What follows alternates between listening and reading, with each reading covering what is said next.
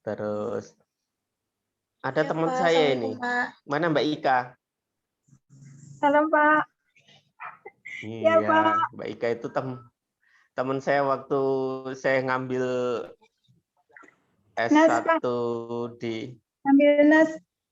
Iya, saya ngambil S1 Danes di UGM, dia lagi nyelesain D3-nya. Ya. Dan lain-lainnya ini kayaknya sih nggak asing sih saya sudahan. Ya. Oke, jadi nanti kita diskusi saja, ya santai saja. Terus tadi katanya sudah pada pembekalan di kampus ya? Iya, Pak. Sudah pembekalan di kampus ya? Oke, nanti kita saling sharing saja. Ya. Sepemahaman saya, CV Sahabat Cerdas Indonesia ini sudah yang kelima, angkatan kelima ya. Yang angkatan resminya dalam artian, jadi CV Sahabat Cerdas Indonesia ini sudah berbentuk badan hukum, itu sudah ini angkatan yang ketiga ya. Sebelumnya memang sudah berkecimpung nih 3 jagoan kita itu ya, Coach Agung, Coach Freddy, Coach Adi itu sudah memulai dulu kegiatan ini sebelum menjadi badan hukum. Setelah itu terus dilanjutkan waktu sudah terbentuk badan hukum hingga secara aspek legal sudah legal untuk menjalankan kegiatan baik pendidikan, pelatihan sampai penelitian itu juga sudah bisa. Jadi nanti teman-teman Sahabat Cerdas Indonesia ini yang alumni maupun yang masih dalam bergabung, nanti kalau ada kesulitan terkait dunia keperawatan, baik itu nanti pendidikan, penelitian, pelatihan, bisa nanti sharing dengan kami karena kita juga memfasilitasi untuk itu. Selain kegiatan bimbel ini, ada kegiatan-kegiatan yang kita fasilitasi seperti pelatihan ya juga terus ada terkait bimbel baik riset ya biasanya riset-riset untuk S1, S2. Kebetulan kemarin kami juga membantu untuk mahasiswa S3 keperawatan UGM untuk menyelesaikan disertasinya seperti itu. Nah, kalau masih banyak yang gadis, ya kebetulan 3 cowok ini bujang semua ini. Belum ada yang memiliki. Boleh nanti daftar ke saya ya daftarnya. Mbak Ika nggak boleh nambah ya. Ya. Waduh, Jadi masih agak berat ini. tiga-tiganya masih belum punya pasangan itu. Valen mau daftar nggak Valen? Boleh, Pak. Tapi Valen udah punya calon deh. Siapa, Pak? Ini Ayu sudah masuk belum Ayu ini? Yang dari UAP. Belum ya Ayu. Valen tuh udah punya calon, nggak boleh nambah lagi Valen. Ya. Oke. Terus, jadi yang alumni kita di angkatan pertama yang berbentuk badan hukum itu, pesertanya kebetulan lebih dari yang sekarang, itu hampir 200-an. Dan kebetulan peserta yang ikut di bimbel kita itu kebetulan kan banyak kan dari Jawa, terutama Jawa Timur, Jawa Tengah, dan Jawa Barat ya. Terus kalau dari Sumatera itu dari Padang itu yang banyak ikut, yang lokal-lokal ini nggak begitu banyak. Baru tahun ini yang lokal banyak ya, tapi yang luar malah belum bergabung. Itu salah satu alumni kami kebetulan menjadi peserta UKOM dengan nilai terbaik se-Jawa dan Bali. Ya, kebetulan beliau dari Stikes Mojokerto, Jawa Timur. Ya. Terus di angkatan kedua itu, karena Anda ini angkatan ketiga, ya secara resmi angkatan ketiga. Angkatan kedua itu kita juga ada alumni kita yang terbaik untuk Sumatera bagian selatan. Kebetulan peserta dari Muhammadiyah Palembang, ya, dari IKES, Institut Kesehatan dan Teknologi Muhammadiyah Palembang. Itu nilainya tertinggi untuk Sumatera bagian selatan. Ya. Jadi moga-moga sahabat NES semuanya ini nggak perlu ragu, ya. Kalaupun nantinya ada kekurang beruntungan ataupun tidak berhasil, kita akan tetap fasilitasi untuk bisa bergabung pada bimbel periode berikutnya. Kebetulan bimbel periode berikutnya sudah mulai kita buka dan nanti bisa disampaikan ke teman-teman yang belum ikut untuk menghubungi bisa Coach Adi, Coach Freddy, ataupun Coach Agung. Ya. Baik, kalau suara saya kurang jelas nanti mohon maaf karena memang sinyalnya ini juga nggak segitu stabil ya. Saya pikir ini saya nggak perlu memperkenalkan diri deh. Banyak yang sudah kenal sepertinya dan sering berinteraksi dengan saya. Cuma yang perlu sahabat semuanya pahami bahwa saya juga nggak jauh beda dengan sahabat-sahabat semuanya. Malah saya dulu pendidikannya dari D3. Kalau dulu Poltekkes itu namanya PAMK, Pendidikan Ahli Media Keperawatan Kemenkes Tanjung Karang. Ya, saya lulus tahun 98. 98 itu tes pertama kali di Lampung. Saya kalau Poltekkes itu angkatan 11. Mahdalena angkatan berapa sudah ya? Angkatan 32, Pak. 32. Deket kok, 11 dengan 32 deket ya. Ya. Oke. Jadi saya dulu seniornya Mahdalena di Poltekkes ya. Tapi setelah itu karena saya ikut tes pertama kali di Lampung tahun 98 itu, alhamdulillah saya lolos ya, terus ditempatkan di RSJ sampai sekarang. Nah, waktu di RSJ itulah saya mendapatkan beasiswa untuk melanjutkan S1 dan profesi nurse-nya di program studi ilmu keperawatan Fakultas Kedokteran Universitas Gadjah Mada. Nah, di sini nih waktu praktek ketemu Mbak Ika itu. Ya. Tanya-tanya, ternyata orang Lampung dari Metro. Ternyata terus beliau balik kandang jadi perawat di Metro. Ya. Terus kembali lagi selesai pendidikan, saya ke RSJ lagi. Setelah itu tahun 2007 harusnya saya berangkat lagi untuk dapat beasiswa melanjutkan S2 sama spesialis, tapi saya baru ambil di tahun 2009. Hingga saya selesai spesialis itu tahun 2012. Jadi 3 tahun ya. S2 spesialis itu kalau Anda bisa cepat selesaikan 3 tahun selesai.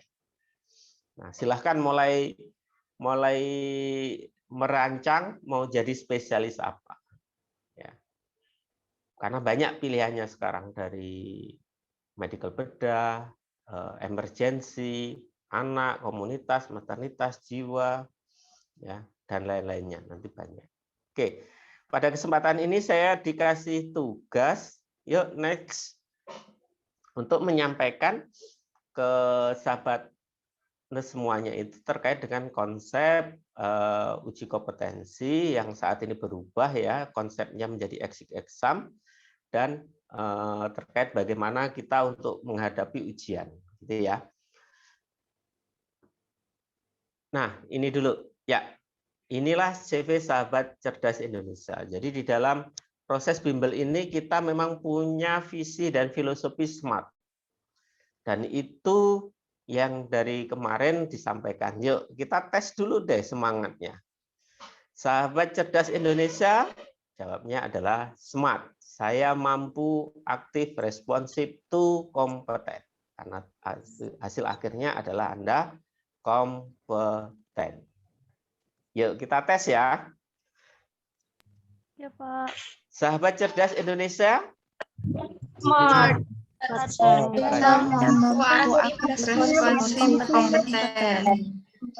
Iya, nanti kita tes lagi suaranya biar semangatnya. Ya. Jadi gitu, kita berharap Anda kompeten. Bagaimana untuk mencapai kompeten? Nah, ini yang akan kita bahas pada hari ini. Next.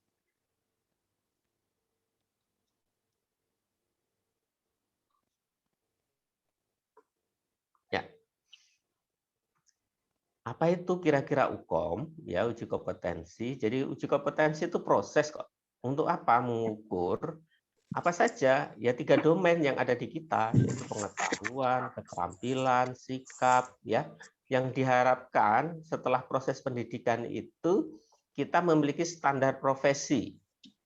Ya, yang kita miliki itu sesuai standar profesi. Harapannya apa? Selalu disampaikan bahwa sekarang ini keselamatan atau jaminan kualitas terhadap profesi itu yang melindungi masyarakat, itulah yang diharapkan. Maka dari itu uji kompetensi itu cara untuk mengukur, proses untuk mengukur apa saja pengetahuan, keterampilan, sikap kita yang sesuai standar profesi untuk memberikan jaminan bahwa kita mampu menjalankan tugas kita sebagai profesi perawat hingga dapat efektif di masyarakat. Itulah yang disebut dengan UKOM. Makanya mau tidak mau memang untuk kita nanti bisa bekerja di masyarakat itu kan konsepnya bisa di pelayanan, dalam artian di dalam gedung maupun di luar gedung. Ya. Ini aspek legalnya yang lalu terkait dengan UKOM yang lalu. Jadi dasarnya adalah ini. Ada undang-undang terkait dengan Sikdiknas, undang-undang terkait dengan perguruan tinggi, Permendiknas maupun Permenkes yang akhirnya menjadi keputusan bersama terkait dengan Kemendikbud maupun Kemenkes terkait dengan pelaksanaan uji kompetensi yang nanti dibuatkan surat keputusan bersama yang menjadi panduan penyelenggaraan uji kompetensi untuk tenaga kesehatan. Ya. Jadi yang sudah menyelenggarakan uji kompetensi itu yang lebih dahulu itu adalah memang profesi dokter. Setelah itu baru perawat, bidan, dan tenaga kesehatan yang lainnya. Next. Nah, kalau dilihat ini aspek legalnya kan masih di bawah tahun 2015. Ya. Yuk, next.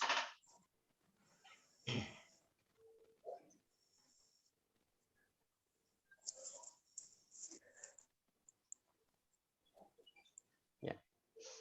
Nah, yang tadi, yang di atasnya.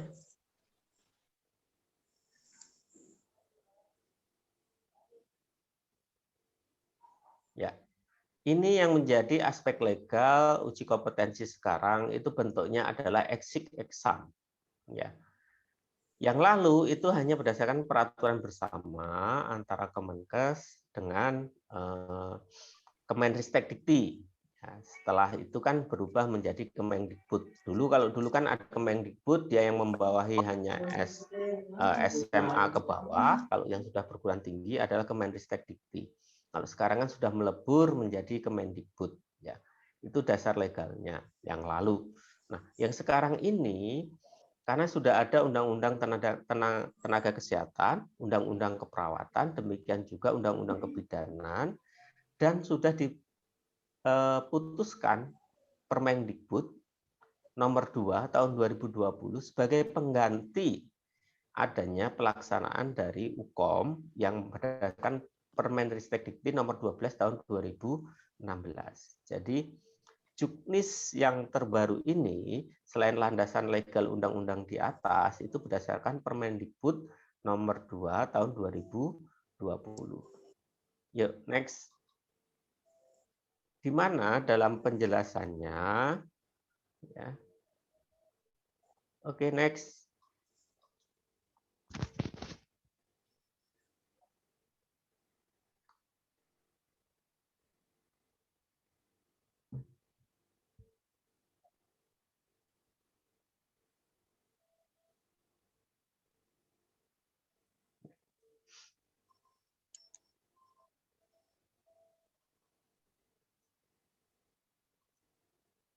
Ya.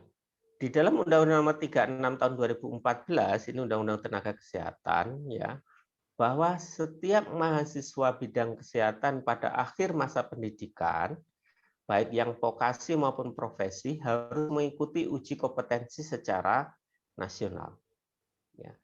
Permenristek Dikti nomor 12 tahun 2016 pasal 3 yang menjadi aspek legal yang lalu, ya, uji kompetensi merupakan prasyarat untuk mendapatkan sertifikat kompetensi atau sertifikat profesi yang diikuti oleh mahasiswa bidang kesehatan pada akhir masa pendidikan.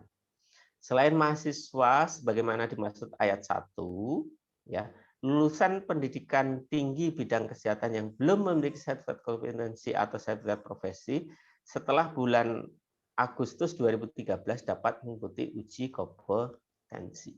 Jadi UKOM itu kalau di keperawatan mulai tahun 2013 ya, itu sudah masuk UKOM. Tapi saya pernah merasakan dulu waktu uji coba pertama UKOM yang lalu itu diselenggarakan oleh PPNI itu tahun 2015 kalau nggak salah, 2013 ini itu kebetulan waktu itu ketua PPNI-nya masih Prof. Ahiryani, dan itu semua uji cobanya waktu itu untuk dosen-dosen dan klinisi ya di Poltekkes waktu itu. Dari dua aspek legal ini disempurnakan dengan Permendikbud nomor 2 tahun 2020 bahwa mahasiswa bidang kesehatan pada akhir masa pendidikan program profesi, vokasi maupun profesi harus mengikuti uji kompetensi secara nasional. Pasal 3-nya uji kompetensi sesuai pasal 2 merupakan salah satu tinggi. Oke, agak beda ya. Kalau yang lalu, UKOM itu sebagai salah satu, nih UKOM merupakan prasyarat. Ya. Jadi kalau nggak lulus UKOM nggak bisa dapat STR, gitu ya. Nah, nggak dapat sertifikat kompetensi untuk mengurus STR. Namun yang sekarang UKOM itu merupakan salah satu syarat. Nah, syarat yang lainnya apa? Yaitu nanti adalah syarat kelulusan secara akademis. Nah, ini lebih menguntungkan. Kalau menurut saya sih konsep exit exam ini lebih menguntungkan untuk mahasiswa. Karena yang lalu itu hanya diukur dengan uji UKOMNAS langsung, bahwa kalau Anda nggak lulus UKOMNAS, ya belum boleh ikut wisuda, belum boleh dapat sertifikat kompetensi dan bisa untuk mengurus STR untuk yang fresh graduate. Kalau yang sudah untuk pegawai, ya dia nggak bisa nanti dapat surat sertifikat kompetensi, nggak bisa dia untuk penyelesaian ijazah dia, dan nggak bisa untuk kepangkatannya. Implikasinya sampai begitu jauhnya. Ya. Nah, kalau sekarang itu akan lebih menguntungkan karena yang membuat Anda lulus ya untuk kompeten bukan hanya UKOM, tetapi nanti next ya. Tapi nanti dasar exit exam itu ada dua komponen. Yang pertama apa? Nanti adalah nilai akademis yang bobotnya adalah 60%, dan UKOM sendiri itu bobotnya hanya 40%. Kalau yang lalu bobot UKOM itu adalah 100%. Maka dari itu walaupun ini salah satu prasyarat, tapi juga menjadi wajib untuk Anda lulus. Tapi nanti jangan khawatir, kelulusan UKOM itu nilainya nggak tinggi kok. Ya, sebetulnya tidak tinggi. Karena dari 180 soal, Anda dikatakan benar 86 soal saja, Anda sudah bisa dikatakan lulus UKOM atau kompeten. Proporsinya begini. Ya. Jadi IPK kumulatif Anda itu nilainya 60%, berarti prestasi akademik Anda dari semester 1 sampai semester 8 ya kalau untuk profesi, kalau D3 itu sampai semester 6 gitu ya. Itu nilainya 60%, terus nanti tambah hasil UKOM itu 40%. Tapi hati-hati, walaupun kalau dilihat begini ya. Ini yang terjadi aja sekarang juga gitu. Mahasiswa di proses akhir itu contohnya KTI, skripsi, itu belum selesai tapi dia sudah maju, itu sudah dianggap ini selesai oleh akademik karena memang sudah didaftarkan. Padahal harusnya ini belum, karena khawatir nanti mahasiswanya sekali nggak lulus sehingga harapannya bisa ikut di periode berikutnya. Maka dari itu tetap dipersiapkan. Ya. Indeks prestasi kumulatif kan udah jelas. Standar kelulusan akademik maupun profesi udah jelas, yaitu 3,00 ya. Uji kompetensi, nah itu tadi Anda harus nilai Anda dari 180 soal itu 51%. Berarti sekitar kalau dibuat soal itu 86 soal Anda benar semuanya, itu sudah lulus uji kompetensi. Enggak harus 90. Kemarin di exercise-nya di pertemuan untuk Ukom itu 86 saja itu Anda sudah lulus. Maka dari itu untuk Anda bisa wisuda ya itu ada beberapa tahapan yang dilalui. Yaitu KRS semester terakhir itu harus 100%. Artinya apa? Semua pembelajaran dari semester 1 sampai semester akhir itu harus selesai. Ya. Ini kalau berarti tahap akademik ya.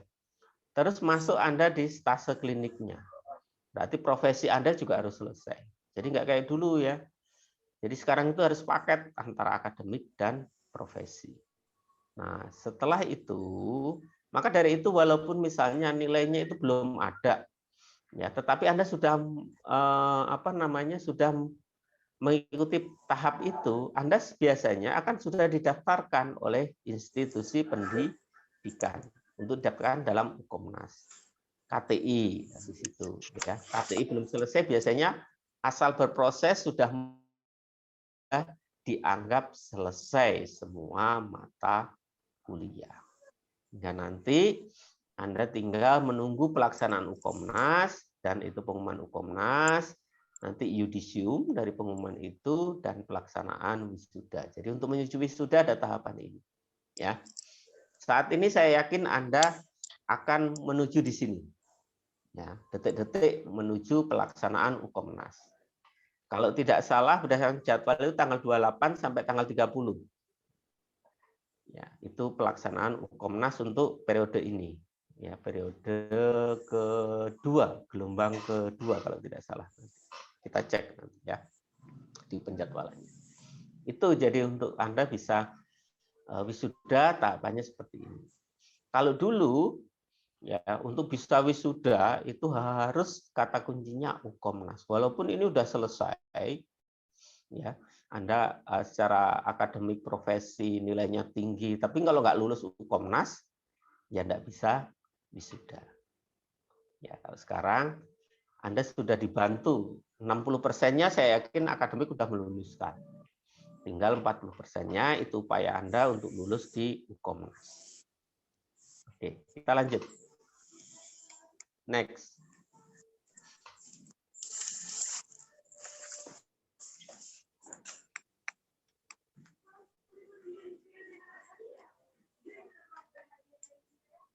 Nah, ini tadi yang saya sampaikan. Anda itu nanti di ini ya, periode 2 gelombang 2. Oke. Sama yang di Lampung 28.30 Anda uji Komnas.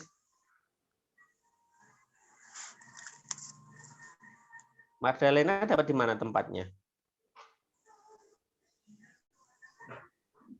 Masih sama di Unmal, Pak. Di mana? Masih sama di Universitas Malahayati sepertinya, Pak, untuk GBT-nya. Untuk tanggalnya tanggal 29. Yang tanggal berapa? 29. Yang tanggal 29 ya. Oke. Pak. Ya, nanti pengumumannya tanggal 8 September itu. Jadi gitu. Nah, nanti kalau Anda ternyata belum beruntung, masih ada tahapan lagi di periode tahun 2021 ini. Ya. Nah, tapi harapan saya sih setelah mengikuti bimbel ini, kemarin tingkat kelulusan kita itu hampir 95%. Ya, hanya beberapa yang tidak lolos, tapi lebih ke masalah teknis. Ada yang pas pelaksanaan ujian, kebetulan hamil tua dan melahirkan. Kayaknya ada ini Mbak Nita ya, di grup kita ini. Nah, waktu itu begitu beliau. Padahal kita sudah buat antisipasi, saya sudah hubungi panitia Ukomnya sampai kalaupun bisa ikut ujian, kita sudah siapkan juga tenaga yang kalau nanti terjadi kontraksi di pelaksanaan UKOM dan lainnya itu sudah. Kebetulan waktu itu saya termasuk pengawasnya yang di Pringsewu waktu itu. Ya, untuk yang ini kita belum tahu jadwalnya. Ya. Jadi itu Anda persiapkan, dan saya yakin kemarin Anda sudah, sahabat semuanya sudah bersama coach-coachnya sudah membahas soal-soal, dan itu memang soal-soal prediksi dan soal-soal yang banyak keluar di UKOM yang periode-periode yang sebelumnya. Oke, next.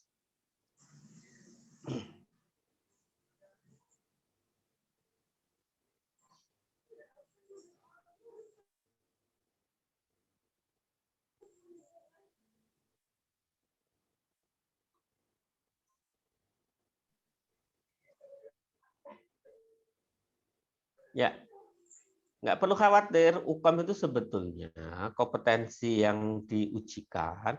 Jadi kompetensi itu kan macam-macam. Ya, ada kompetensi awal, itu waktu awal Anda jadi mahasiswa, terus ada kompetensi pertengahan, waktu Anda berproses sebagai mahasiswa, ada kompetensi lulusan baru seperti Anda ini, dan ada kompetensi perawat berpengalaman. Jadi yang diujikan itu adalah kompetensi lulusan baru, gitu ya. Jadi semuanya itu merasakan bahwa soalnya adalah untuk lulusan perawat baru. Jadi harusnya kalau yang sudah bekerja itu pasti banyak lulusnya.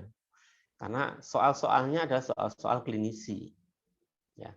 Nah, ini kompetensi perawat berpengalaman ini biasanya untuk mengambil spesialisasi. Ya. Jadi jangan khawatir, makanya saya selalu sampaikan kalau mau UKOM itu yang pertama selain doa dan usaha, bagaimana Anda nanti merestrukturisasi pikiran. Yaitu tanamkan dalam pikiran Anda bahwa saya bisa, saya mampu, dan saya pasti lulus. Itu dulu. Ya, insya Allah biasanya sih jalannya aman saja. Oke, next. Inilah blueprint dari UKOM yang akan diujikan. Baik dari domain kompetensi, baik dari domainnya keilmuan, maupun proses keperawatan dan sistem tubuh. Ya, ini nanti sekilas saja. Yuk, next.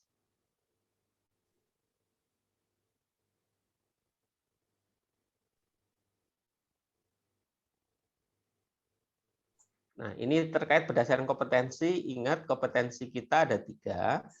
Praktek profesional, etik, dan legal serta peka budaya. Ini makanya soal-soal yang terkait dengan prinsip etik. Ya. Nanti teman-teman ingat itu 7 prinsip etik plus kata kuncinya gitu ya. Kalau otonomi itu kata kuncinya apa? Ya. Terus kalau malmifisien itu kata kuncinya apa? Beneficient kata kuncinya apa? Fidelity kata kuncinya apa? Itu saja nanti. Ya. Selain harus tahu dulu keyword ataupun kalau di kasus itu adalah data utamanya. Ya, di VNet-nya itu data utama. Nah, yang paling besar proporsinya adalah asuhan keperawatan. Ya. Asuhan keperawatan. Ini makanya kuasai nanti konsep-konsep ASKEP. Terus pengembangan profesi ini terkait dengan manajemen, ya, nggak begitu banyak soalnya. Tapi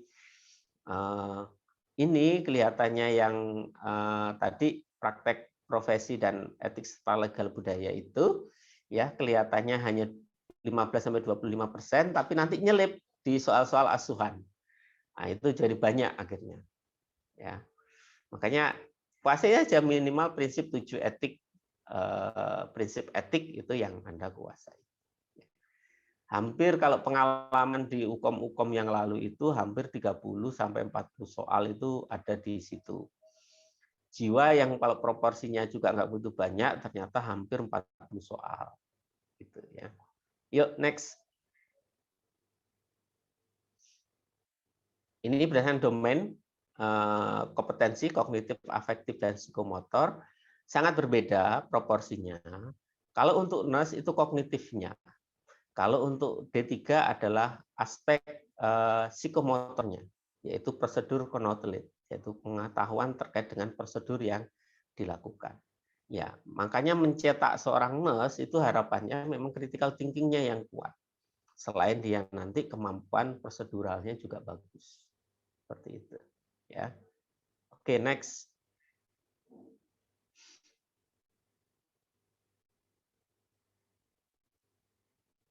Ini terkait proporsi berdasarkan keilmuan.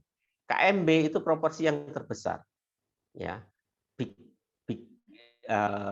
Bang-nya, big soalnya itu KMB yang terbesar. Tetapi di 2 tahun terakhir, proporsi KMB nggak jauh beda dengan 4 besar ini. Anak, maternitas, jiwa, keluarga. Jadi hati-hati, jangan merasa, oh saya sudah paling ahli kalau KMB, pasti lulus. Enggak juga. Ya, karena proporsinya sebetulnya KMB yang terbesar. Tapi ternyata di situ nanti di KMB ada nyelip soal anak, nyelip soal maternitas, nyelip soal jiwa, gitu ya. Terutama saya yakin kalau di jiwa ini aspek psikososial sekarang kuat, pasti soalnya juga akan besar di situ. Ya. Oke. Terus proporsi yang kedua yang terbesar itu adalah gerontik, komunitas, manajemen, dan gawat darurat. Di gawat darurat itu banyak nanti prinsip-prinsip etik yang muncul. Ya, itu nanti soal-soalnya akan begitu. Oke, next.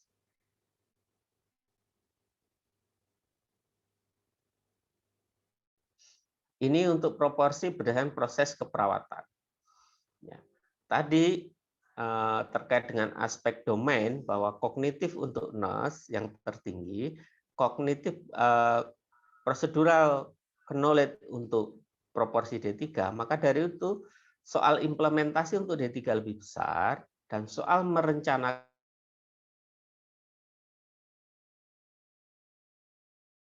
perencanaan inilah soal yang akan besar pada proporsi soal nurse. Nanti begitu. Ya. Next.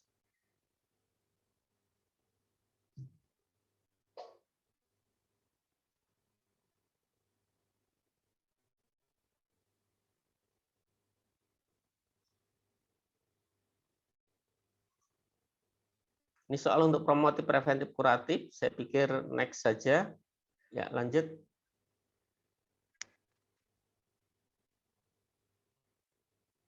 Ini untuk terkait kebutuhan dasar manusia. Ya, yang terbanyak nanti adalah 4 besarnya ada di oksigenisasi, cairan dan elektrolit, nutrisi, rasa aman dan nyaman. Ya, ini selalu begitu. Ya, selalu soalnya akan begini. Contoh oksigenisasi nanti biasanya pada soal-soal pasien jantung itu akan banyak apakah nanti muncul nyeri akut atau nanti muncul nyeri kronis gitu ya. Cairan elektrolit itu nanti bagaimana kita membedakan apa namanya, termasuk di oksigenisasi itu yang soal-soal Anda harus bisa membedakan 3 diagnosis yang mirip ya. Bersihan jalan nafas, pola nafas ya, sama ketidakefektifan apa yang satunya? Ketidakefektifan berjalan jalan nafas, pola nafas, sama pertukaran gas. Nah itu ada keywordnya masing-masing. Ya. Selalu ingat kalau bersihan jalan nafas berarti adanya sekret atau adanya benda yang nanti berupa lendir atau apa yang nanti menyumbat jalan nafas. Ya. Terus nanti kalau pola nafas, kata kuncinya penggunaan otot-otot bantu pernafasan. Kalau pertukaran gas berarti nanti harus didukung oleh data terkait dengan analisa gas darah. Ya, pH CO2, pH O2. Nah, itu nanti yang larinya ke alkalosis ataupun asidosis kayak gitu-gitu. Ya, nanti begitu. Oke. Saya yakin sudah dikasih keyword-nya oleh coach-nya. Yuk, lanjut.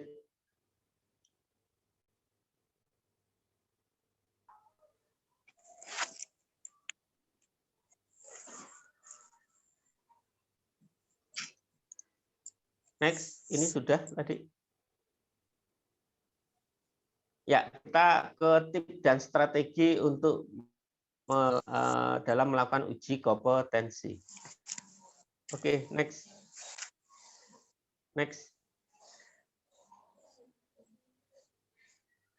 Ya, next. Ya, saya menggunakan 9 pendekatan. Oke, nanti dulu. Ya.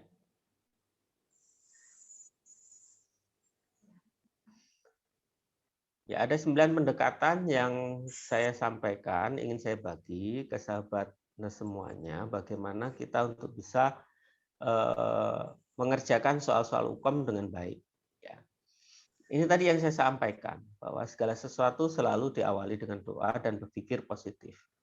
Ya, jadi malah kalau yang pernah saya ajarkan ke peserta yang waktu itu ada problem khusus, nanti teman-teman atau sahabat semuanya ini kalau misalnya merasa di menjelang ujian kok masih belum merasa siap, boleh nanti jamperi sendiri ya. Beberapa kemarin bisa kita intervensi terkait dengan keluhan-keluhannya, keluhan-keluhan somatisnya atau psikososialnya waktu menghadapi ujian. Ya. Dan kita gunakan pendekatan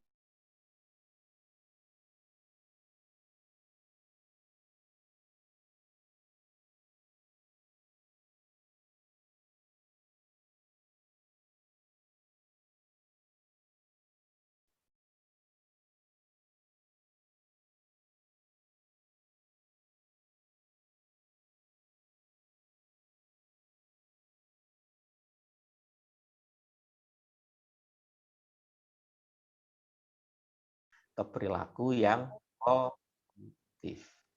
Oke. Ya. Yang pertama tadi awali dengan doa, ya. Terus jangan lupa berpikir positif. Oke, admin mana ya screenshot saya? Atau saya di-disablekan, jangan di-disablekan. Jadi lambat sekali ininya. Ya.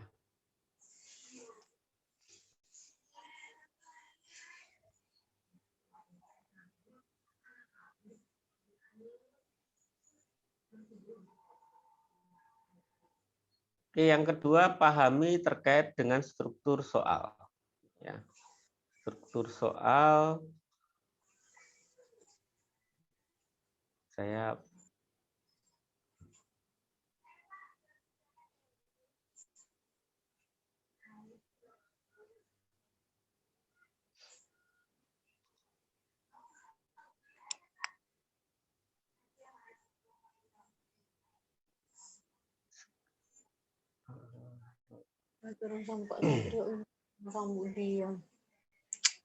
apakah kelihatan screen saya?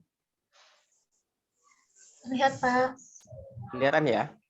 Kelihatan, Pak. Oke. Lihat, Pak. Ya.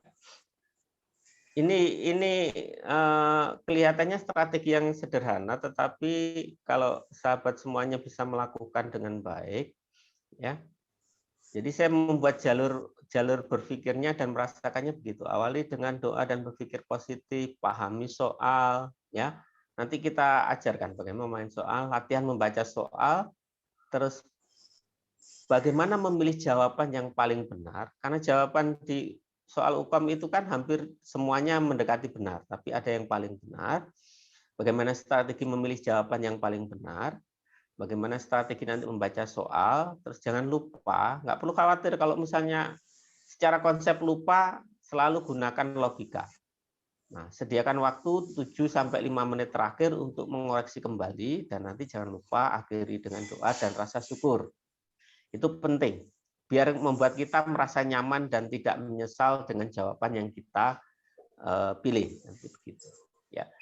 Makanya di tahap awal adalah bagaimana awali dengan doa dan berpikir positif. Karena tadi saya sampaikan doa itu sebagai pintu dari segalanya, dan berpikir positif itu juga akan mengarahkan perilaku yang tepat atau perilaku yang positif. Jadi waktu menghadapi ujian santai saja, ya. Peserta harus tetap tenang, fokus dan percaya diri. Ya, saya selalu biasanya menyindir gini pada peserta yang yang yang nggak percaya diri. Biasanya mereka menggunakan lirikan maut, melihat kanan, melihat kiri seperti itu. Ya, padahal santai saja, karena belum tentu kok temanmu juga tahu gitu jawabannya, karena soalnya juga akan beda kan begitu. Ya, jangan berpikir apa yang tidak bisa, tapi pikirkan bahwa saya bisa. Nah, tadi waktu Anda punya pikiran positif, Anda akan merasa aman, merasa tenang, merasa nyaman, dan biasanya pilihan jawaban itu juga akan terlogikakan dengan baik. Nah, itu yang harus Anda mulai untuk menata. Makanya bahasa saya adalah merekonstruksi pikiran. Ya. Yang kedua, pahami soal. Jadi struktur soal itu selalu ingat, tidak ada soal hafalan atau tidak ada soal yang recall atau hafalan. Ya. Struktur soal terdiri dari kasus atau vignette, dilanjutkan dengan pertanyaan dan diakhiri dengan 5 pilihan jawaban. Jadi strukturnya 3, kasus, ya, pertanyaan, jawaban. Dan kasusnya biasanya panjang. Kan gitu, ya. Nah, untuk soal uji kompetensi nasional itu hanya satu jawaban yang paling benar. Ya, jadi nggak ada jawaban ini kayaknya A dan D, ini kayaknya E dan C, enggak, hanya satu. Dan itu harus Anda pahami hingga Anda nanti tidak salah dalam memilih jawaban. Oke. Nanti bagaimana cara membaca kasus, karena kasusnya panjang, terus waktu Anda memilih jawaban hanya dikasih waktu maksimal 1 menit. Ingat, karena Anda 180 soal. Waktu Anda mengerjakan hanya 180 menit atau 3 jam. Berarti satu soal adalah 1 menit. Itu yang harus Anda mulai latihkan. Nah, masih lanjutan pahami soal. Jadi tadi ya, struktur dari soal apa saja? Kasus, pertanyaan, terus 5 pilihan jawaban yang multiple choice A, B, C, D, E, kan gitu ya. Nah, di kasus itu masih bisa dibagi lagi, ada 3 hal yang penting, yaitu apa? Keluhan utama, data klinis, dan ya tempat pelayanan, dan ada biasanya pengecohnya, data pengecohnya atau distraktornya. Nah, yang harus Anda bisa dapatkan itu adalah apa? Nanti ini, keluhan utama ya yang Anda hubungkan dengan keluhan utama dan data klinis yang Anda hubungkan dengan pertanyaan. Ya, jadi nanti kalau data itu tidak sesuai dengan pertanyaan, abaikan. Anda fokus saja itu hingga nanti Anda menjawabnya akan lebih spesifik dan lebih cepat. Oke? Nah, bagaimana untuk bisa membaca soal dengan baik dan hingga tahu, oh ini keluhan utamanya, ini data klinisnya, ya. Terus ini pengecohnya, ya. Nah, inilah pakai konsep yang namanya skimming dan scanning. Ya. Skimming itu baca cepat, scanning itu membaca keyword-keywordnya, bahasanya begitu, ya. Membaca kata penting atau keywordnya. Ya. Ini yang harus dibiasakan. Nanti bagaimana membaca soal kita tunjukkan. Nah, artinya latihan. Saya yakin sama 3 coach Anda sudah dikasih modul, ya. Terus Anda juga sepertinya kemarin dikasih buku yang sudah diterbitkan oleh CV kami, ya, terkait dengan buku kompeten, ya. Itu di situ Anda bisa berlatih. Mana sih kata kuncinya, mana keywordnya, ya, dengan konsep skimming dan scanning tadi. Nah, bagaimana latihan membaca soal? Jadi prioritaskan jawaban untuk soal yang mudah, jangan terpaku pada soal yang sulit. Jadi nanti kan ada 180 soal. Anda jangan terpaku, oh soal 1 dulu harus dijawab baru saya pindah ke soal nomor 2. Enggak. Kalau soal itu Anda anggap susah, ya wes, pindah aja ke soal ke-2. Ya. Nanti di dashboard di layar Anda, di layar CBT Anda itu kan kelihatan kok mana soal yang belum dijawab, mana soal yang ragu, mana soal yang sudah Anda jawab. Kan ada tandanya nanti. Saya lupa kalau yang merah itu sepertinya belum dijawab, gitu ya. Yang kuning itu yang ragu, yang hijau itu sudah dijawab. Kalau nggak salah begitu warnanya. Ya. Karena saya bukan yang ujian, jadi kalau yang ujian biasanya yang ingat gitu kan. Ya. Jadi gitu, jangan khawatir. Jadi kalau Anda anggap soal itu susah, ya sudah lengkahin aja Anda ke soal yang kedua.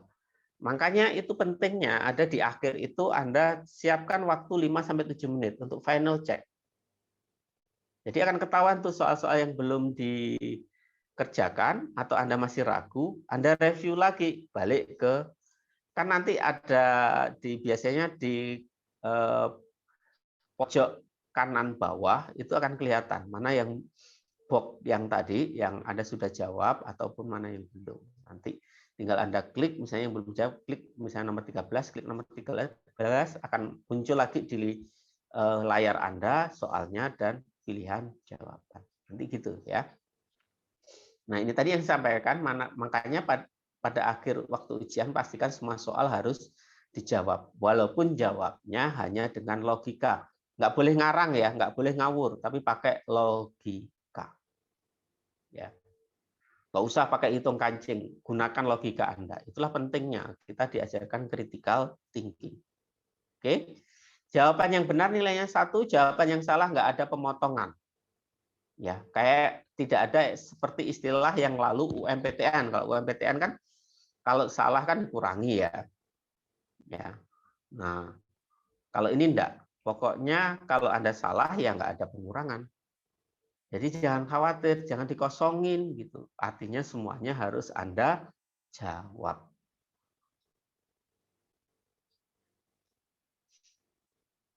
Empat, strategi membaca soal dan pahami soal. Nah, ada 2 jenis soal. Soal itu adalah soal yang panjang, soal yang pendek. Nah, soal yang panjang, jadi kalau Anda lihat tuh di layar Anda nanti soalnya kok ada 6-7 baris gitu, ya sudah. Anda nggak usah baca dulu kasusnya, tapi baca apa? Jadi yang Anda baca adalah jawab pertanyaannya dulu. Ya, pertanyaannya dulu. Ya, baru nanti Anda habis pertanyaannya, Anda lihat pilihan jawabannya, baru Anda lihat ke kasus. Oh, dari kasus ini jawaban ini yang benar. Gitu caranya. Jadi lebih cepat. Ya, kalau Anda baca kasusnya itu panjang banget, itu waktu.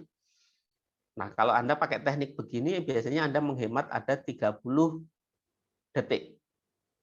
Ya, kan 1 menit 60 detik kan? Nah, Anda bisa menghemat 30 detik. Gitu. Oke. Untuk soal yang pendek ya dari kasusnya. Baru pertanyaannya, baru jawaban. Tapi pesan saya lebih enak begini. Anda baca dulu pertanyaannya, jawaban, baru ke kasusnya. Atau pertanyaan, dapatkan keyword di kasus, baru jawaban. Nah, 2 itu bisa Anda gunakan. Ya, pertanyaan, ya, jawaban, baru kasus. Atau pertanyaan, keyword di kasus, kata-kata penting di kasus, baru jawaban. Itu 2 hal yang lebih mudah untuk dilakukan waktu Anda mengerjakan soal. Dan itu banyak menghemat waktu Anda dan Anda punya peluang untuk banyak lulusnya karena nanti Anda bisa review kembali jawaban-jawaban yang masih menurut Anda meragukan. Oke, itu strategi keempat. Strategi kelima, bagaimana strategi memilih jawaban paling benar. Ingat, ya, jawaban-jawaban pada soal UKOMNAS itu sifatnya homogen, jadi mirip-mirip. Memang dibuatnya begitu, standar membuat soalnya memang begitu. Ya, tidak ada yang tampak mencolok sangat salah atau sangat berbeda. Ya. Karena rentang pilihannya itu ya dari kurang tepat sampai sangat baik atau sangat tepat, rentang baik sampai sangat baik. Nah, ngecoh itu dibuat untuk membuat kita bingung. Maka dari itu selalu tadi pahami dulu pertanyaannya itu apa. Kalau pertanyaannya, nanti ada kata-kata kunci di pertanyaan itu. Apakah tindakan pertama? Apakah masalah utama? ataukah tindakan berikutnya setelah tindakan ini dilakukan. Itu keywordnya. Ya, keyword dari pertanyaan. Itu yang harus dipahami. Karena nanti jawabannya akan berbeda. Ya, jawabannya akan berbeda. Oke. Nggak usah jauh-jauh. Misalnya strategi memilih jawaban yang benar, kan gitu kan.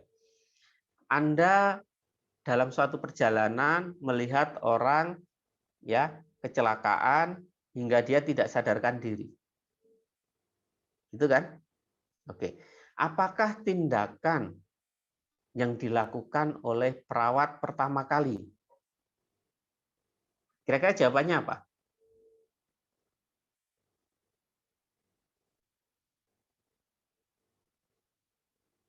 Ingat kalau tindakan pertama kali prinsip kedaruratan apa? Untuk di outdoor. Aman petugas. 3A, Pak.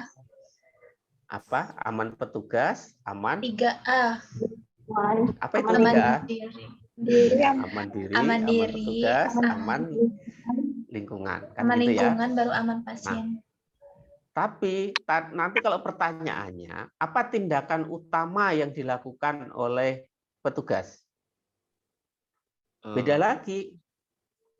Berarti menilai apa? kesadaran, menilai Iya, kesadaran kita harus Yang mengkaji dulu terkait kondisi pasien. dengan- Nah, gitu ya, maksud saya gitu ya.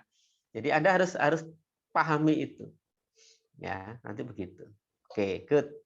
Anda sudah bisa mencerna apa yang saya sampaikan. Oke, next. Nah, maka dari itu strategi memilih jawaban yang paling benar, perhatikan kata-kata kunci dalam pertanyaan, seperti yang saya sampaikan tadi. Seperti diagnosis prioritas, prioritas diagnosis. Nah, itu kata kuncinya, ya. Bentuk kata lain berupa kata-kata seperti tindakan pertama tadi kan. Tindakan awal, tindakan segera, tindakan utama, itu udah beda maknanya. Oke. Maka dari yang diperhatikan yang pertama adalah kata-kata kunci adalah modal untuk fokus memilih jawaban yang semua tampak benar. Ya. Fokuskan logika pada jawaban yang mungkin berdasarkan pada kata penting dalam kasus atau kata kunci pertanyaan. Maka dari itu tadi saya sampaikan, waktu menjawab soal, Anda baca pertanyaannya, dapatkan kata kunci pada kasus, ya hingga Anda nanti bisa memilih jawaban yang paling benar. Gitu ya. Apa saja prinsip-prinsip atau kata kunci pada pertanyaan? Jadi ada namanya prinsip umum, ada prinsip kegawat daruratan, ada prinsip non kegawat daruratan. Ya, di prinsip kegawat daruratan, ingat ini biasanya digunakan pada apa? Pada pasien-pasien yang dirawat ya dengan kondisi yang tidak membahayakan. Artinya berdasarkan konsep teori keperawatan, ya bisa konsep bio, psiko, sosio, spiritual atau konsep kebutuhan dasar manusia menurut Maslow. Nah itu artinya prinsip umum. Ya. Dan prinsip ini sangat tergantung dengan setting pelayanan. Oke. Contoh nanti kasusnya kalau Anda kasus komunitas. Itu akan beda. Setting komunitas biasanya nanti yang diharapkan yang bisa melakukan intervensi siapa? Pasien atau keluarganya?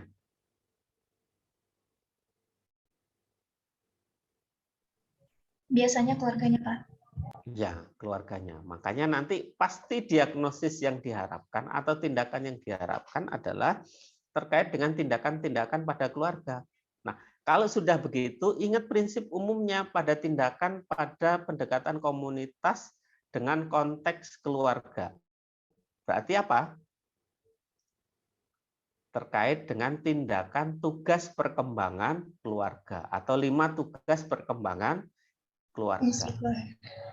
Masih ingat ya? 1, keluarga mampu apa? Mengenal masalah. Kendali masalah. Keluarga mampu sampai akhirnya nanti yang kelima keluarga Merawat mampu memanfaatkan pelayanan sumber daya. kesehatan. Nanti ke situ konsepnya kan begitu. Gitu ya. Oke, udah. Anda sudah mulai bisa memahami. Prinsip yang kedua adalah kegawat daruratan. Kegawat daruratan pun ada dua pendekatan. Kegawat daruratan yang umum, kita menggunakan konsep ABC. Betul kan ya?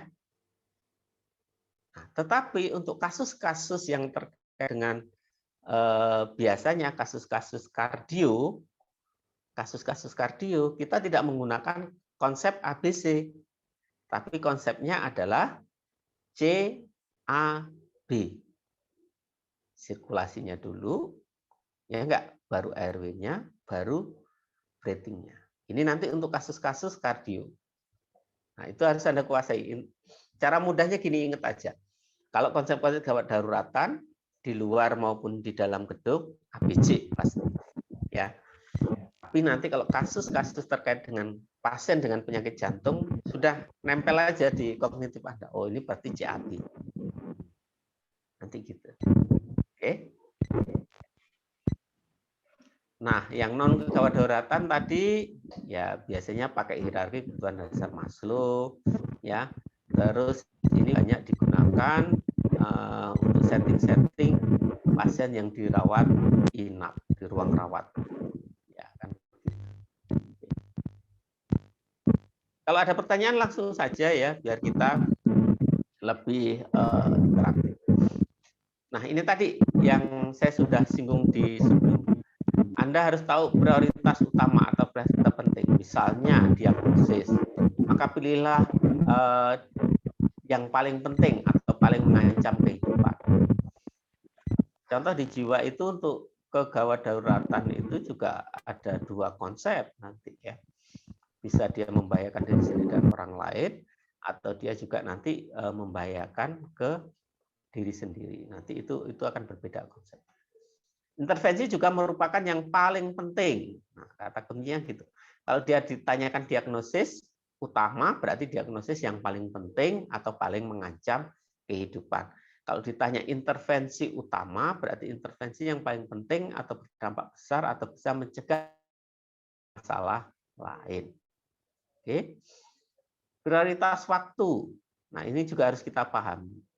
Misalnya, jika pertanyaannya prioritas pertama, berarti tindakan pertama kali yang harus dilakukan sebelum tindakan yang lainnya. Berarti ini bicara prosedur. Ya enggak?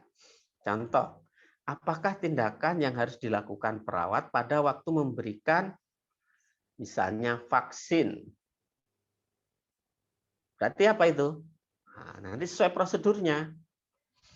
Misalnya berarti setelah inform consent berarti harus membersihkan area yang dilakukan vaksin, baru memberikan vaksin. Pada waktu penyuntikan apa yang dilakukan? Oh, misalnya harus relax, berarti tarik nafas dalam dan nanti begitu. Ya, itu contoh kasus nanti di prioritas waktu. Nah, ini tadi yang saya sampaikan, kasus komunitas manajemen etik hukum. Nanti kalau yang komunitas manajemen etik hukum itu enggak terkait dengan pendekatan gawat darurat, tapi lebih bagaimana nanti pendekatan teoritis. Kalau etis nanti terkait prinsip-prinsip etis, manajemen nanti terkait dengan pola manajemen yang Anda ingat dari apa? Perencanaan, pengorganisasian, ya enggak? Pengarahan, nanti sampai controlling, kan gitu.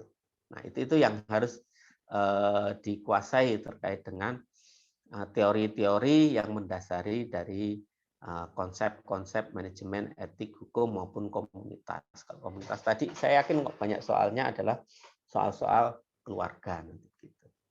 Ya. Oke, kita lanjutkan.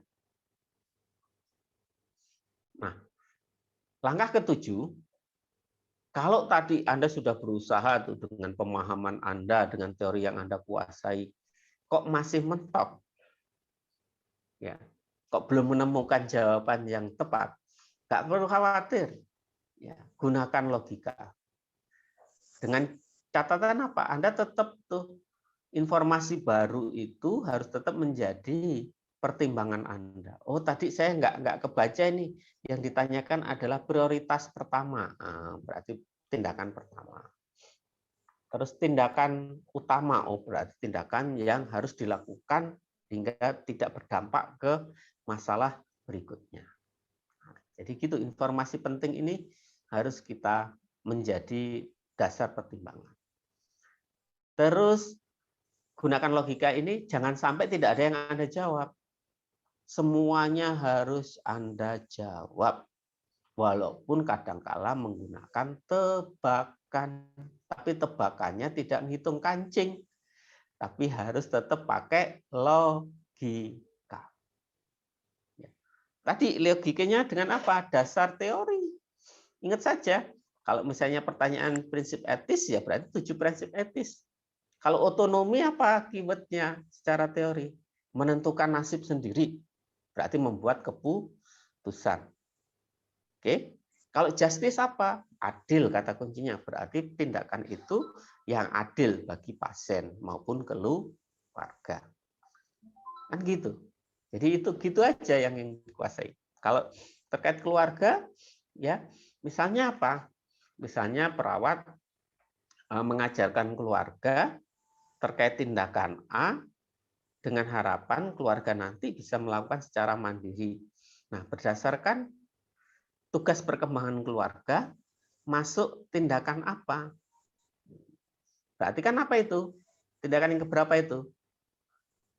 Habis mengenal masalah, keluarga apa? Mampu membuat keputusan. Habis itu keluarga mampu merawat. Enggak? Berarti itu berdasarkan prinsip ketiga dari tugas perkembangan keluarga.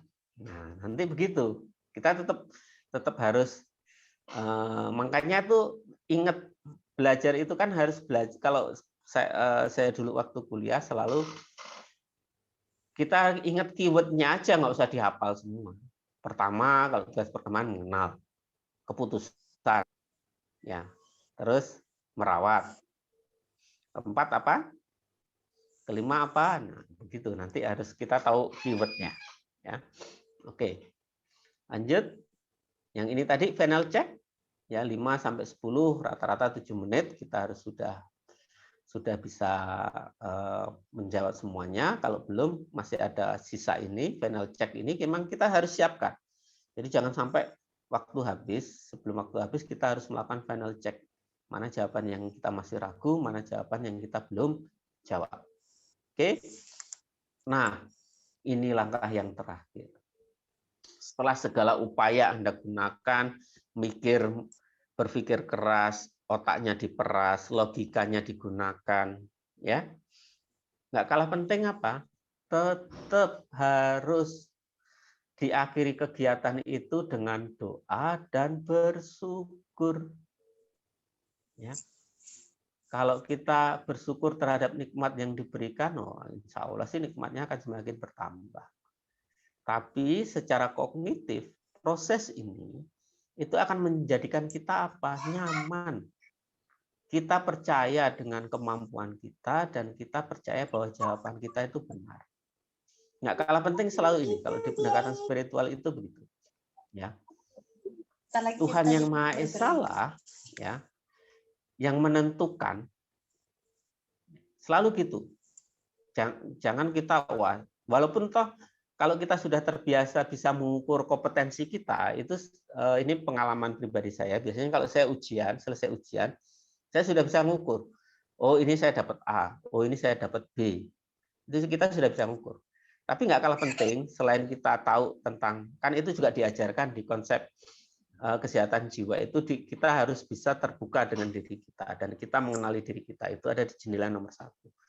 Tapi nggak kalah penting bahwa kita selalu punya pemikiran begini, ya. Yang penting manusia itu berusaha seoptimal mungkin. Soal hasil Tuhan yang menentukan. Ya. Dan kita selalu bersyukur bahwa kita sudah selesai menjalankan Ukomnas dan bangga dengan jawaban dan diri kita. Nah, ini yang kita selalu ajarkan sama sahabat kita semuanya yang pernah ikut di bimbel kita. Karena kita yakin kalau ini semuanya sudah dijalani dengan baik dan Anda bisa menerima apa yang menjadi kelebihan maupun kekurangan Anda, saya yakin Anda bisa ini. Ya.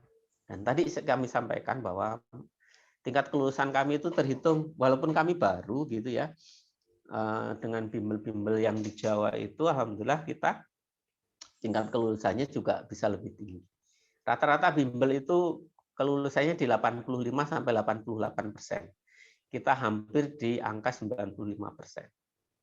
Ya, karena kita selalu cross check yang tidak bisa kompeten, ya itu kita akan masukkan di periode berikutnya untuk kita masuk di bimbel yang berikutnya.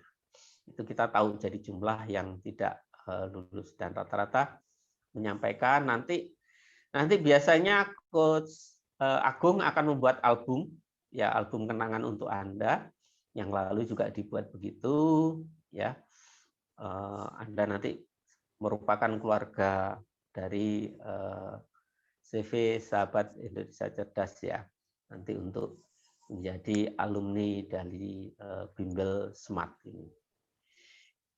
Itu langkah-langkah yang harus Anda lakukan untuk bisa menjawab soal dengan baik, tepat, dan efektif hingga Anda menjadi kompeten.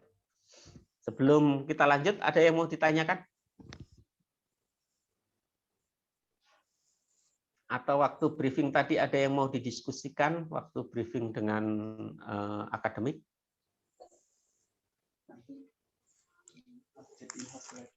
Hah? Oh gitu, coba.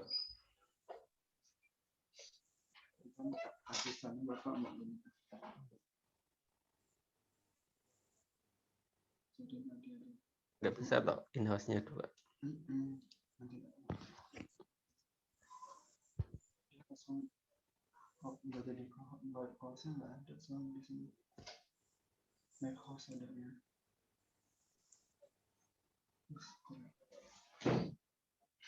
Oke, yuk.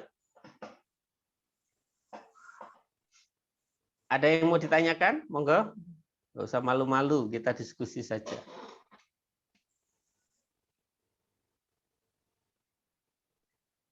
Marda, ada yang ditanyain? Insya Allah cukup jelas Pak untuk Marda, Pak.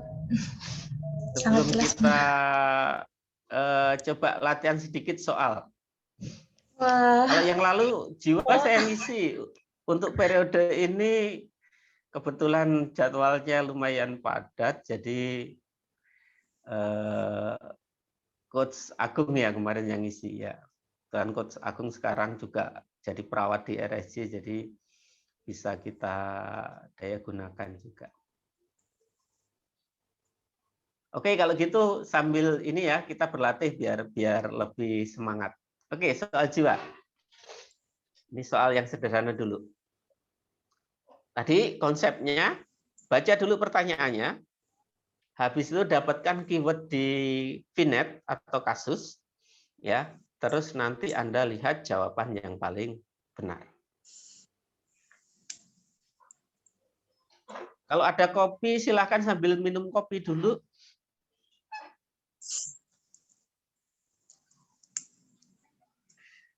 Apa jawabannya Mbak Ika?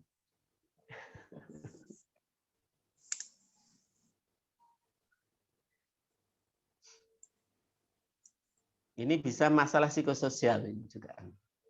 Yuk. 1 menit, udah lebih nih 1 menit. Selalu ingat ya, tadi apa? Keyword di pertanyaan. Habis itu keyword di VNet, kasus ya. Nah, pertanyaannya apa? Tindakan keperawatan prioritas. Berarti prioritas, tindakan keperawatan utama. Oke. Oke deh. Ini Anda baca boleh, tapi yang nggak kalah penting apa? Hasil pengkajian, gelisah, tidak nyaman, ini tidak nyaman, sulit tidur, bicara berlebihan, tidak mampu. Nah, keywordnya tidak mampu menerima informasi karena blocking. Oke. Kalau dilihat ini, kira-kira apa? Menemukan penyebab. Prioritas. Prioritas itu artinya nafas dalam, Pak. intervensi yang harus dilakukan hingga pasien bisa dikaji dengan baik. Itu. Bimbing tarik nafas dalam bukan ya? Iya. Jadi gitu ya. Kalau menemukan penyebab ansietas itu pengkajian pertama. Nanti gitu pertanyaannya. Ya, makanya sesuai kasus kata kunci adalah saat interaksi tiba-tiba blocking. Nah, berarti tindakannya adalah membimbing untuk tarik nafas dalam agar pasien menjadi tidak ansietas atau cemas. Ingat tadi kan pertanyaannya, kata kuncinya pertanyaan apa tadi? Tindakan prioritas. Vinet di keyword di kasus ya atau vinetnya tadi adalah tahu-tahu pasiennya blocking. Awalnya gelisah, terus blocking. Berarti kan cemasnya itu kan dari level sedang ke cemas yang berat. Makanya kita latih tindakan tarik nafas dalam untuk mengurangi kecemasan. Sesuai dengan pilihan jawaban itu, ya hanya tindakan itu kan yang untuk mengatasi kecemasan. Oke, satu ya. Yuk lanjut lagi. Ini apa? Diagnosis keperawatan yang ditegakkan pada kasus itu. Berarti diagnosis utama kalau seperti ini. Kalau pertanyaannya begini.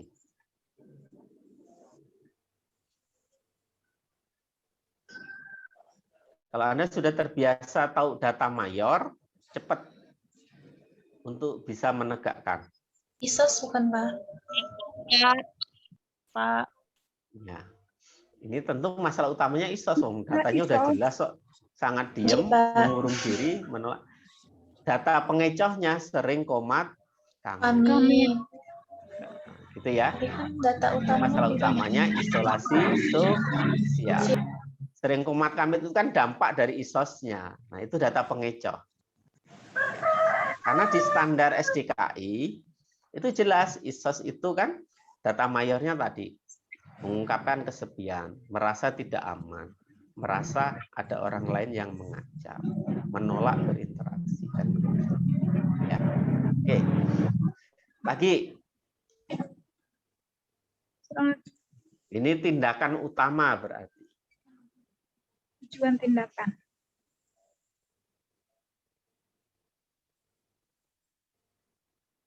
Ya, ini tujuan dari tindakan. Yuk, apa?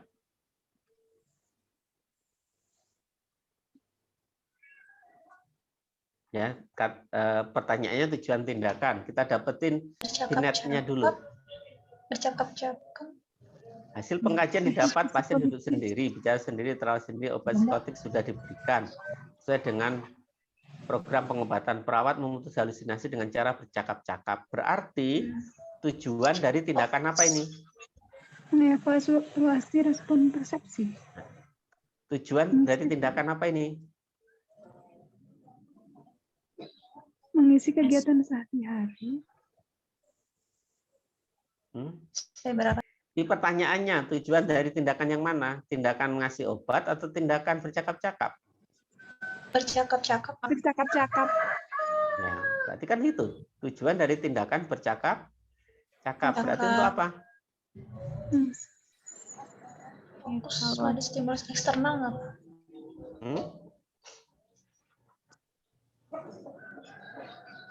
Cakap-cakap itu konsepnya apa?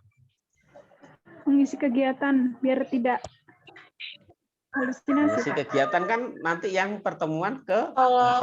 Membantu klien fokus pada stimulus eksternal, langsung nggak, Pak? Iya. Aku prefer ke atau Iya, yang E.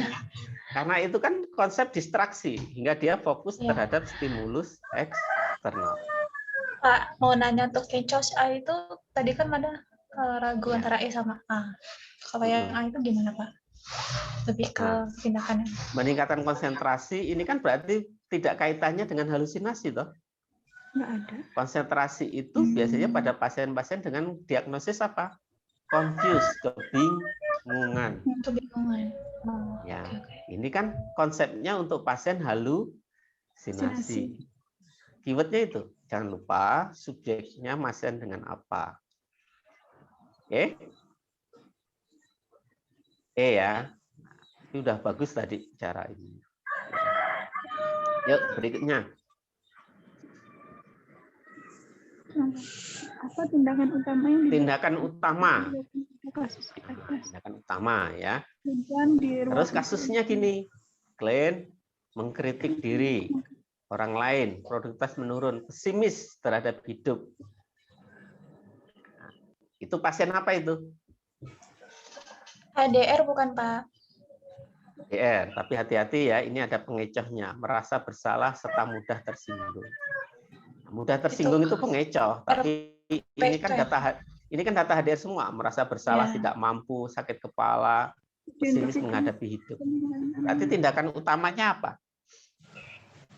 Namanya tindakan utama, tindakan ini dilakukan hingga masalah HDR itu tidak muncul. Kan gitu. Untuk klien dalam menilai kemampuan yang dapat. Yakin? Ingat kata kunci di SP. Bantu menilai atau yang B? Identifikasi Pak. Kemampuannya yang positif. Ya, bahasanya hati-hati, bahasa standar prosedur adalah yang B. Identifikasi. Ya, karena gitu selalu identifikasi aspek positif dan latih satu kemampuan aspek positif. Setelah itu kan dilatih terus kan untuk HDR ya. Oke, kita coba lagi.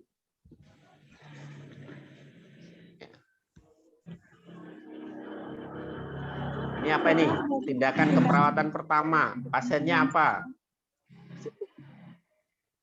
Udah bisa harus tahu dari 3 data yang kita baca, kita tahu ini masalah utamanya harus apa ya. Kotor dan bau. Nanti masalah utamanya apa ini?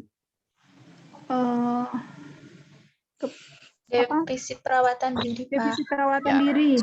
Karena tadi kan tidak mandi, badan kotor, tidak mau makan, BAB, BAK sembarangan. Udah, itu udah jelas. Defisit perawatan diri. Tindakan keperawatan pertama. Nah, pertama berarti harus tahu standar prosedur operasional tindakan keperawatan pertama pada DPD. Apa? D, Pak. Yang apa? I-nya Menjelaskan pentingnya perawatan. Perawatan kebersihan diri. Ya. Menjelaskan pentingnya perawatan Benar. kebersihan diri. Karena nanti kebersihan diri itu keywordnya adalah mandi. Gitu aja, yang penting kalau itu tahu standar prosedurnya. Oke, berikutnya. Apa tujuan komunikasi pada kasus di atas? Tujuan komunikasi. Amuk, marah, sahabat sering memukul suami dalam percakapan dengan pasien perkenalkan setelah ibu memukul Diskusi yang bukan. suami dan merusak perabot rumah tangga, apa yang ibu rasakan? Mengeksplor perasaan pasien. C. Mendiskusikan akibat apa yang ibu rasakan. Eksplor perasaan. Mengeksplorasi. Oke, good.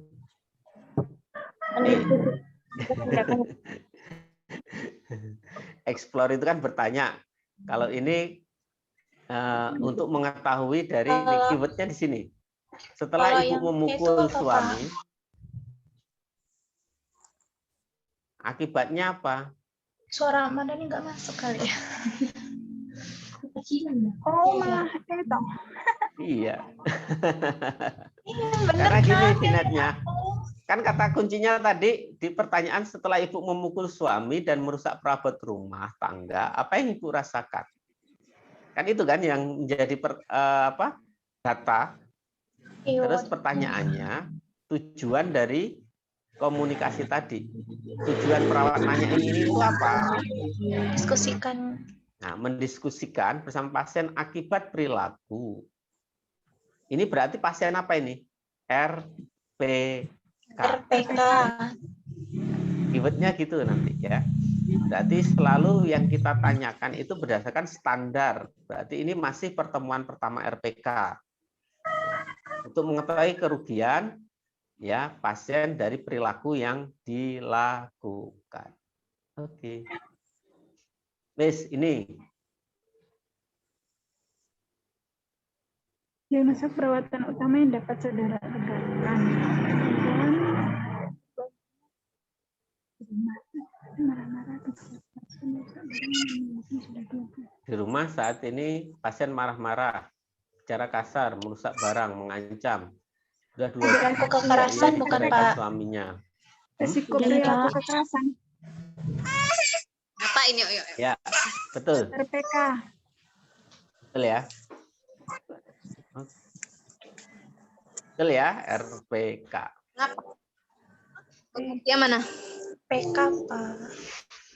Bukan RPK. Aduh. Apa? Apa? Perilaku PK ya. tadi Pengkajian PK. diketahui bahwa di rumah Benar, saat PK. ini, keywordnya ini. Kan saat ini Ya. dia lagi marah-marah, Pak. Saat ini. Oke, betul. Saat ini marah-marah, terus merusak barang. Nah, ini. Dia Kalau sudah PK. ada perilaku merusak, itu berarti masuk PK. PK. Kalau dia hanya marah-marah mengancam, itu Baru resiko. RPK. Ya. Oke, yang penting kuasai aja standar tindakan. Kalau ini apa? Aduh, diam.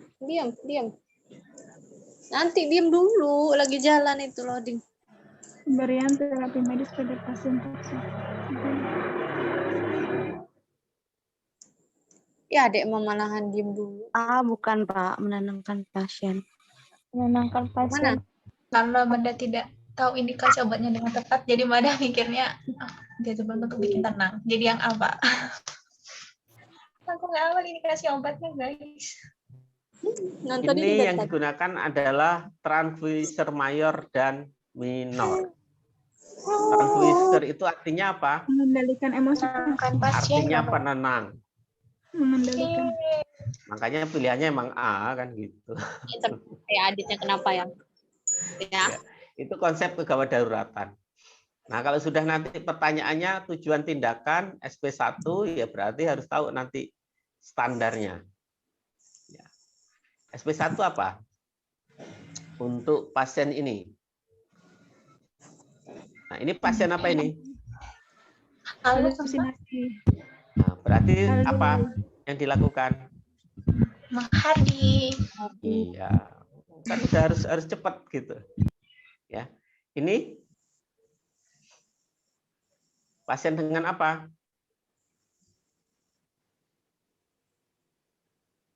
Satu hari yang lalu minum obat Risiko bunuh diri. nyamuk. Prioritas tindakan dari pasien RBD berarti apa?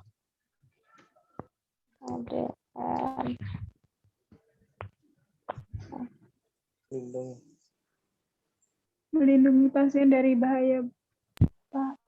Jadi selanjutnya. Ya, betul. Melindungi. Karena prinsip RBD itu perilaku itu tidak dilakukan lagi hingga pasien tidak melakukan bunuh Cobaan bunuh diri berulang. ya. B. Oke, yuk. Kalau ini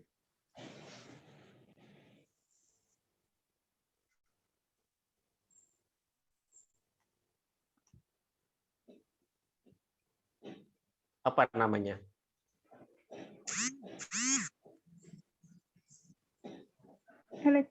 Terapi elektrokonvulsi. Kata kuncinya apa, Mbak Ika? Konvulsator. Menyiapkan peralatan konvulsator. Ya. Jadi ini ECT. Ya, konvulsator itu namanya alat ECT. Ya, terapinya ya ECT, elektrokonvulsif terapi. Ini kan di Indonesia kan terapi elektrokonvulsif. Itu terapi dengan menggunakan aliran listrik langsung ke otak. Marga belum pernah waktu di Nggak tahu kasus ini, Pak. kakak tingkatnya Marga yang saya ajarin, langsung kita praktekin di UGD. Kakak tingkatnya Marga. Kan Mada D4 Bukan, nggak pernah bukan. di IGD, Pak. Bukan angkatannya Marga, kakak tingkatnya yang waktu itu saya ajarin langsung dengan alatnya, terus kita ada videonya, jadi biar tahu cara melakukannya. Kalau Mbak Ika mah udah biasa itu, dia waktu di Rumah Sakit Sarjito dia udah sering. Ya, Enggak jadi deh. itu SME, kalkulator. Ini kalau sudah naik pertanyaannya SP udah tahu lah kira-kira ya. SP2 halusinasi berarti dengan Obat. obat. Ya. Minum obat. Ya. Oke. Jadi nanti SP-nya itu pakai standar yang terbaru ya, bukan pakai yang tuk-tuk itu. Karena di soal-soal sudah pakai yang terbaru. Ini kira-kira apa?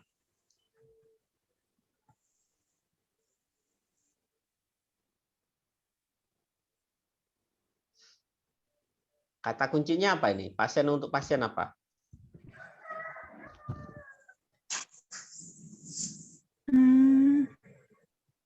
Bukan Pak. Halusinasi. Cara kacau, ngomel. Tuh, Kayak sering mondar-mandir. Persepsi. Lebih ke Halusinasi. halusinasi nggak, Pak? Simulasi persepsi halusinasi. Iya. Kan? Iya, Pak. Karena kan Iya, datanya Pak. data halusinasi ini. Datanya kan data halusinasi. Ya, Eh, TAK-nya suara- TAK halusinasi. Kecuali kalau dia datanya tidak spesifik halusinasi, pasti TAK-nya nanti stimulasi persepsi Persepsi. umum. Biasanya kan begitu. Ya. Oke, kalau ini TAK RPK. Apakah prioritas implementasi Lihat datanya. Marah-marah, membanting barang. Membanting itu berarti kita lakukan cara mengontrol RPK-nya dengan latihan. Pukul bantal. Fisik berarti. Ada kan di sini pukul bantalnya, tapi latihan Ada. fisik. Fisik. fisik? Di dua itu latihan fisik, ya, pukul bantal, kasur, tarik nafas. Kalau ini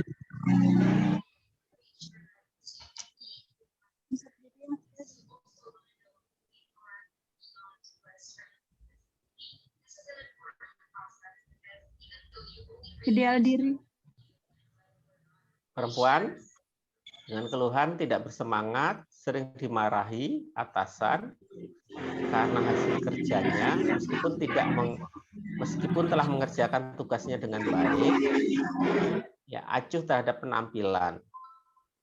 Manakah konsep diri yang terganggu? Ideal diri. Kata kuncinya apa? Tidak, hasil kerja tidak maksimal. Nah, kalau hasil kerja itu apa? Ideal. Penampilan Hasil kerja. Acuh terhadap penampilan itu pengecoh apa kayaknya, Pak? ya ini. Jadi kan hasil kerja itu berarti apa? Kemampuan menjalankan Kemampuan tugas dan peran. Makanya dia acuh terhadap penampilan, kan gitu. Makanya jawabannya adalah A. Ya. Ingat kalau soal konsep diri, ingat keywordnya. Kalau gambaran diri kan kaitannya dengan persepsi terhadap tubuh. Oke. Identitas itu terkait dengan apa? Status dan posisi. Kalau peran itu terkait dengan tugas dan kemampuan menjalankan peran. Nanti gitu. Oke. Ya, ini. Oh, pasti kehilangan pada. Pak. Masih Daniel nggak? Daniel, Pak. Saya Daniel, tidak Pak. percaya, berarti Menolak Ya. atau Daniel? Daniel. Ini kalau di pengkajian ini biasanya. Kadang masih muncul soal-soal sederhana Apakah begini masih masalah muncul. utama pada kasus pasien tidak menyambung atau bicara satu dengan yang lainnya? Tapi nanti kalau di soal UKOM nggak ada yang ditebelin gini. Ini kan hanya Paras. untuk Iya. Kayaknya Bapak langsung ngasih keywordnya gitu kan. ya kan belajar latihan untuk ini. Tidak nyambung atau saat Kalau tidak nyambung berarti apa? tangan. Harus tahu blocking itu berhenti tiba-tiba. Dan Tangential tangan itu sekali berarti apa? satu sama Bicaranya yang berbelit-belit tetapi tidak tidak sampai nggak sampai tujuan. intinya. Kalau sampai tujuan itu Sirkumensial. Substansial. Separasi mengulang-ulang pembicaraan. Yang nggak nyambung itu adalah kehilangan asosiasi. Ingat, kalau nggak tahu definisi, kira-kira keywordnya gini. Tidak nyambung. Asosiasi itu kan harusnya apa? Asosiasi itu kan hubungan. Satu. Jadi satu. Kalau kehilangan asosiasi berarti Nggak nyambung. tidak menyatu. Nah, gitu aja gitu loh. Jadi itu kadang harus cepat gitu. Oke, ya. Yuk.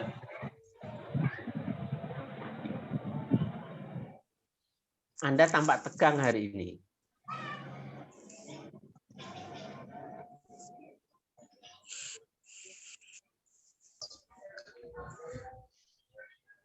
Waktu Anda bicara, Anda tampak tegang hari ini?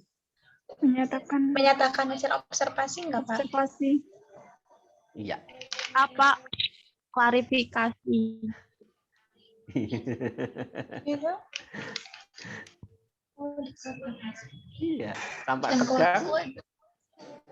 Hati-hati, berarti terkecohnya di sini. Ya. Tapi kalau di prinsip teknik komunikasi kan nggak ada nih.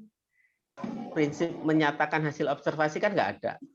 Nyatakan hasil observasi itu termasuk di dalam klarifikasi. Ya. Jadi kita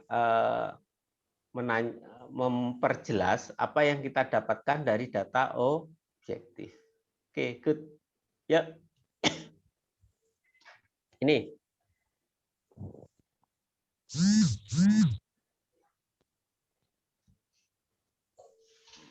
Ingat, ini pengkajian lanjutan. Berarti kan ada kajian fokus pada halusinasi. Meliputi apa? Waktu, frekuensi, situasi terjadi halusinasi. Yang sudah ada ini apa ini? Hah? Yang sudah ada. Sering mendengar suara yang menghina. Suara berarti menghinanya. Halusinasi. Isinya apa? Ya. Kapan? Berarti yang belum? Waktu, frekuensi, situasi terjadinya halusinasi. Ya. Oke. Ini? Oke, bentar lagi kita selesaikan. Ya, ini? Nampak riwayat meninggal 3 bulan.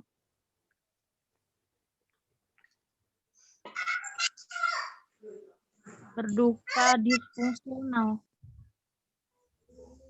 Ya, keywordnya gitu aja. Meninggal, ibunya meninggal 3 bulan yang lalu. Berarti responnya apa? Sedih. Karena lebih dari 3 bulan, dia masuknya kalau di nanda yang lama berduka disfungsional. Nanda yang baru itu berduka kompleks. Jadi lebih dari 3 bulan itu namanya berduka disfungsional atau berduka kompleks. Tapi kalau kurang dari 3 bulan, itu masuknya adalah grieving atau berduka saja. Itu ya. Satu lagi ini. Kalau ini apa ini? Ini teknik komunikasi lagi.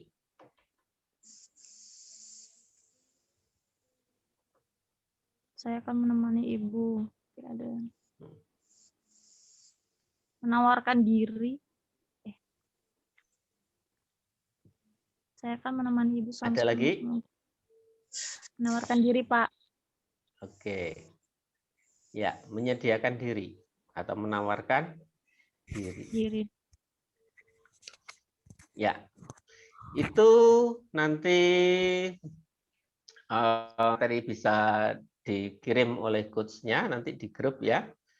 Terus ada yang mau ditanyakan sebelum kita kembalikan ke Coach Adi maupun Coach Agung?